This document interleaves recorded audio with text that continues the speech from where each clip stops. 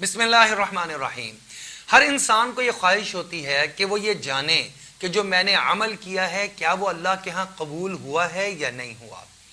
असल बात तो अल्लाह जल्ल शानहू के पास ही इल्म में है कि इंसान का कोई अमल कबूल हुआ है या नहीं हुआ, लेकिन कुछ ज़ाहिरी असबाब और कुछ ज़ाहिरी असरात भी हुआ करते हैं जिनसे इंसान मालूम कर सकता है कि उसकी ये इबादत अल्लाह के यहाँ कबूल हो चुकी है या नहीं हो चुकी। मिसाल के तौर पर एक इंसान फर्ज नमाज अदा करता है, अगर उसको अगली नमाज पढ़ने की भी तौफीक मिल गई उसी एहतमाम के साथ, तो ये इस बात की अलामत है कि अल्लाह को इसका पिछला खड़ा होना अपने सामने पसंद आया है, अल्लाह ने उसको कबूल फरमा लिया है। इस वजह से इसको आइंदा अगली नमाज के लिए भी अपने सामने हाथ बांधकर नमाज के शक्ल में खड़े होने की तौफीक मरहमत फरमा दी है।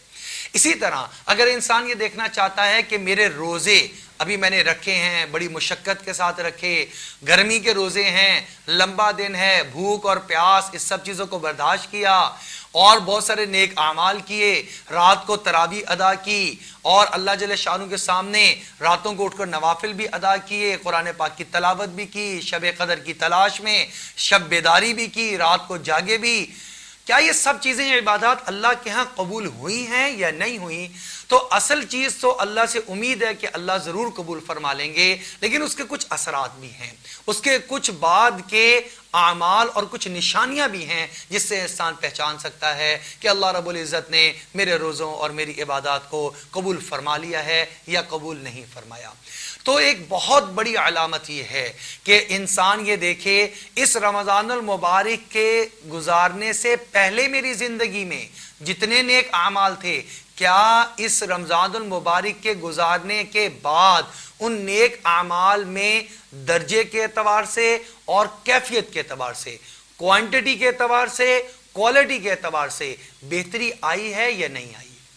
अगर मेरी पहले नमाज जब मैं पढ़ता था तो कुछ देर तो नमाज के अंदर ध्यान रहता था और कुछ मेरा ध्यान दाएं बाएं भटकता रहता था, अब मेरी नमाज का ध्यान अक्सर नमाज के अंदर ही रहता है। तो समझ लीजिए अल्लाह रब्बुल इज़्ज़त ने आपकी रमज़ान की तरावियाँ, रमज़ान की फ़र्ज़ इबादत, अल्लाह ने नमाजें सारी कबूल फरमा ली हैं और आपको अगले दर्जे पर मुंतकिल फरमा दिया है। अगर इंसान ये देखता है कि इंसान अब सच बोलने लगा है, इंसान झूठ से बचता है, इंसान रिश्वत और सूद से अपने आप को बचा रहा है, यानी अल्लाह के अहकामात को पूरा करने में इसकी जिंदगी गुजर रही है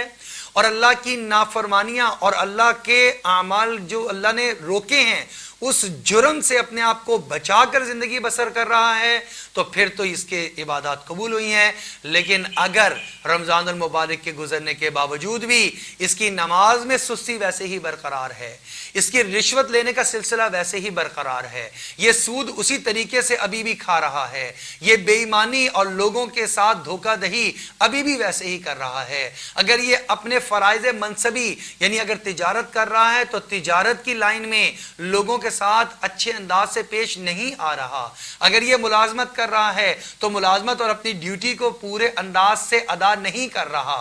तो इसका मतलब यह है कि अल्लाह रब्बुल इज़्ज़त ने इसकी उन इबादत को कबूल नहीं फरमाया है। ये अगले दर्जे में इसने वो इबादत इस दर्जे और इस नीयत की ही नहीं थी कि इसकी ज़िंदगी बदल जाती। कुरान में अल्लाह रब्बुल इज़्ज़त ने फरमाया कुतिबा अलैकुमुस सियाम कमा कुतिबा अलल लदीना मिन क़ब्लिकुम लअल्लकुम तत्तक़ून, तुम पर रोज़े फ़र्ज़ किए गए हैं जैसे तुमसे पहले वाली उम्मतों पर रोज़ों को फ़र्ज़ किया गया था ताकि तुम्हारे अंदर तक़वा पैदा हो जाए। अब अगर तकवा पैदा हो चुका है तो इसका रमज़ान कबूल हो गया, अगर तकवा पैदा नहीं हुआ तो अभी इसको मज़ीद मेहनत करने की ज़रूरत है। अल्लाह जल्ल शानू से दुआ है अल्लाह हमें रमज़ानुल मुबारक के बाद की अब की ज़िंदगी इसको भी अपने अहकामात जनाब मोहम्मद मुस्तफ़ा सल्लल्लाहु अलैहि वसल्लम की सुन्नत और सीरत के मुताबिक अमल पैरा होकर गुजारने की तौफीक अता फरमाए।